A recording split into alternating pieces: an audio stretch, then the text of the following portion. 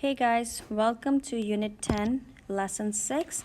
Our topic today is connecting the graphs of f, f prime and f double prime. So pause the video and try to do the warm-up.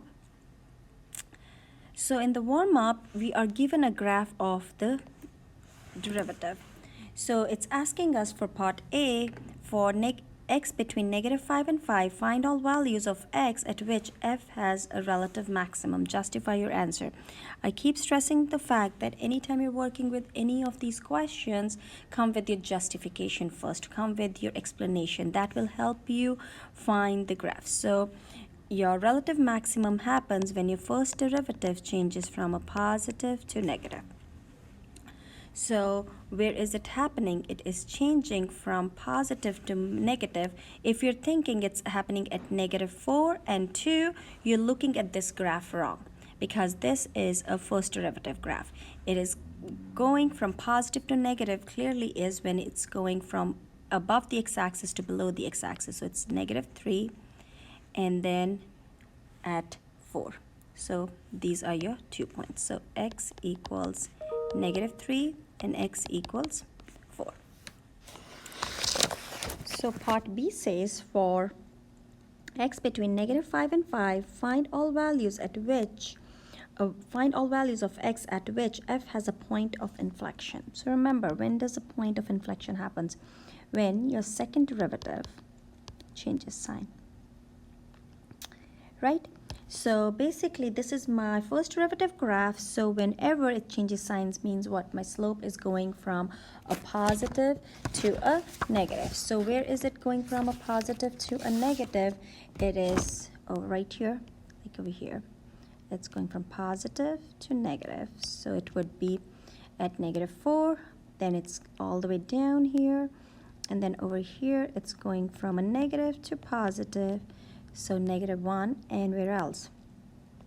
It's going from a positive to a negative, so at 2. So at x equals -4, -1, and 2. Part C, it says find all intervals on which the graph of f is concave up. Justify your answer. So when is a graph concave up? So whenever your second derivative is, so I'm just going to do here, your second derivative is positive, greater than 0, right? So let's erase these. So when is it positive, my second derivative, or wherever my slope is positive, right? We look at the slope. So my slope is positive here. Then my slope is positive over this interval over here, and then right, and then those are the two intervals. So it would be from -5 to -4, and then from -1 to 2. Sorry about the bell. So part D, it's a little tricky question. It's asking us find all intervals on which the graph of f has a positive slope. Justify your answer. So here we are looking at the first derivative graph. So basically I'm going to look where the graph is positive or increasing, right? When it has a positive slope means the graph is increasing, means it is, since it's a first derivative graph, it is going to be above the x-axis. So I'm going to write here where the graph is above the x-axis, right? Where the graph is above the x-axis. So that's why it's very important for us to know what graph we're looking at. Is it the original or the first derivative? So it's above the x-axis from -5, -5 to -3, and then from 1 to 4. Okay, I'm going to start with the back page. I'm going to do example 3, 2, 1. I'm going to go backwards here. So example 3, it's saying the graph of a continuous function f on the interval 0 to 10 is shown below. So we're given a graph, and we would need our knowledge of our first derivative and second derivative to come up with the graph of our derivative. So the part A says, on what open intervals is f increasing or decreasing? Again, by definition, f is increasing when my first derivative is greater than 0, and decreasing when my first derivative is less than 0, right? My first derivative is basically my slope. Since this is my f function, I'm going to look at it's my slope, so it's positive here. From this point onwards, it's negative till this point, and then it's positive again, right? I cannot use the word slope, or I cannot say, oh, it's going up and down. So please make sure our explanations are written rightly. So it's increasing over two intervals. It's from 0 to 1, and then from 6 to 10.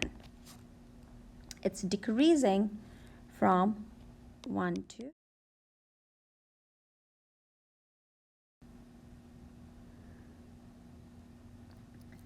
part B. Now it says, at what values of x does f have a local maximum or minimum? So again, remember, this is your original graph, right? So it has a maximum right here at your relative, or local is same thing as relative high or low points, right? So we're literally looking where it goes, your slope goes from positive to negative. So it is at x equals 1. So you have a relative max at x equals 1, and you have a relative min right here, which is at x equals 6. But what's your explanation? You cannot say, oh, where it's going from, the slope is changing sign or something. So we need to talk in terms of a first derivative when my graph goes from positive to being negative, and my first derivative for relative min is when it is going from negative to positive, right? So on what intervals is f concave up or concave down? Again, concave up has to do with your happy face, and concave down is your sad face, and we'll look at our second derivative, right? So it's the shape of the graph. So think about it. It is concave down here. I'm just going to use a highlighter actually. So this is where it is concave down, right? And that's where it is concave up. So from 0 to, I can say like 3, it is concave down.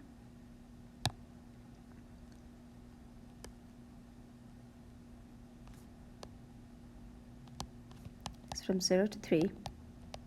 Because I have my second derivative is negative, and then concave up,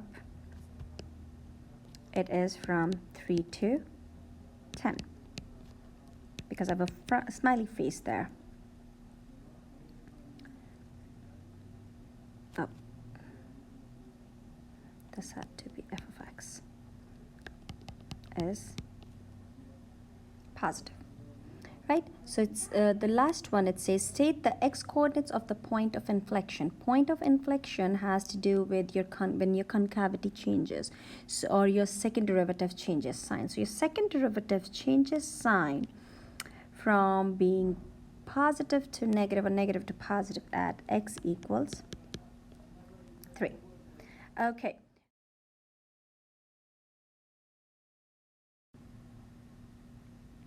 Part E, it says sketch the graph of f prime. So if you look at whatever we have derived, we will be able to use it, and using that we can graph our first derivative graph.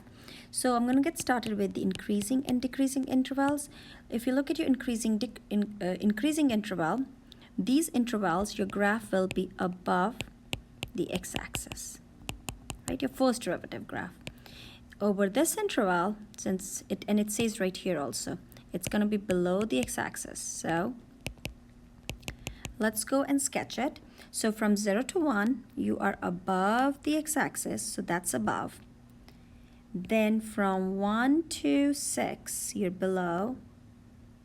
And from 6 to 10, you are above, right? So that's kind of tentatively a graph of it. We basically concern more about the shape rather than like, exact like values of it. Some key values are very important, like our extremas. So our relative max and min are happening when your graph changes from, relative max happens at x equals 1 when it changes from positive to negative. So it does checks that out. Your at x equals 6, it's changing from negative to positive. So that checks out too. Now your concavity is when your second derivative is your concave down when your second derivative is negative. So second derivative here, I'm just going to highlight that. So look here, isn't that going down? Isn't that the slope negative? So yes, that checks out. And then concave up is from 3 to 10. So at like tentatively at 3, from here onwards, your graph is concave up, right? So that checks out too. So we're good with that. And your inflection point is at x equals 3, which is when your second derivative changes sign. So at x equals 3, it is changing sign right here. So that's how we kind of use those all this information to graph. These y values really didn't matter, so you can just X them out because we don't need these y values. Our whole idea is to get the shape of it and check off our extremas and our concave up and where it's concave down, and that's what it is. So let's try another question. This is a more challenging question in comparison to the first one because it's giving us the first derivative graph and it's asking us on what open intervals is f increasing or decreasing. So again, be very careful. You have to look at the graphs differently or work with what is given to you. So it's increasing when it's above the x-axis, when my first derivative is above the x-axis, right, or positive. So here, since it's the first derivative graph, let's write down when it's increasing. So it's increasing from 0 to 2, right, and then 4 to 6. And then if you look at it, it's 8 to 9. I know my picture is, but it is 8 to 9, right? You can see it very well on your packet.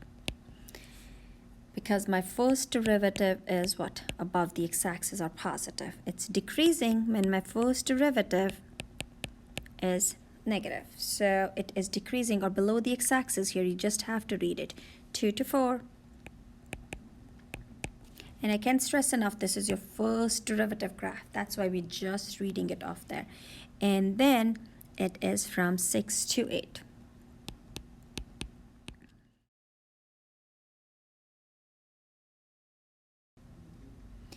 And at x equals 6, because here, if you look at it, we are going from positive to negative. I know it's an interesting point, and we will see what's happening at x equals 6 on our original graph. Now, your relative minimum is happening wherever your first derivative is going from negative to being positive. Or in other words, I can say, since it's my first derivative graph, I'm going from below the axis to above the axis. So that would be at, here we're going from negative to positive at x equals 4. And then at x equals 8, because I'm going from negative to positive again. And x equals 8. Now, part C, it's asking us where the graph is concave up or concave down. So if you look at, let's erase these. So we're not looking here for our frowny faces, but we are looking for our slopes because this is not the original graph. So be very careful, okay? So we are looking at the original graph and we're looking for slopes. So here, my slope is from 0 to 3. It is going down, it's negative. From 3 to 6, it's positive. So it's concave down. Let's write that down. Concave down is when your second derivative is less than 0. So 0 to 3, it's concave down because my slope is negative, right? From 3 to 6, your slope is positive. So that's your another interval. 3 to 6, it's concave up. And then from 6 to 9, it's still concave up because you have a positive slope. But again, we cannot use the word slope. We have to write in terms of our derivatives. So state the x-coordinates of the point of inflection. So point of inflection is when the second derivative changes sign or the original changes concavity, and which is happening only at x equals 3. It's going from a positive to a negative. So at x equals 3.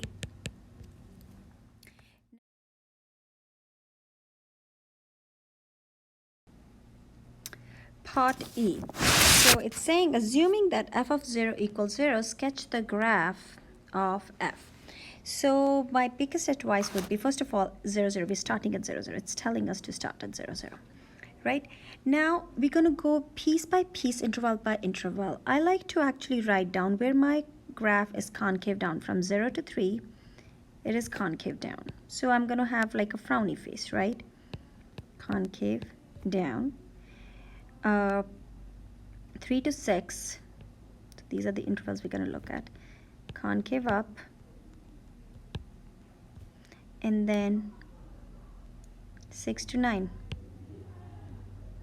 concave down, right? So that will kind of help you out. And now we're going to look at our intervals for increasing and decreasing and keep the shape of the graph, whether it's going to be looking a smiley face or a sad face. So 0 to 2, I am increasing, but I am going to be in a concave down manner. So 0 to 2. So that's kind of checks out. Then from 2 to 3, I'm going to go here. 2 to 3, I am decreasing.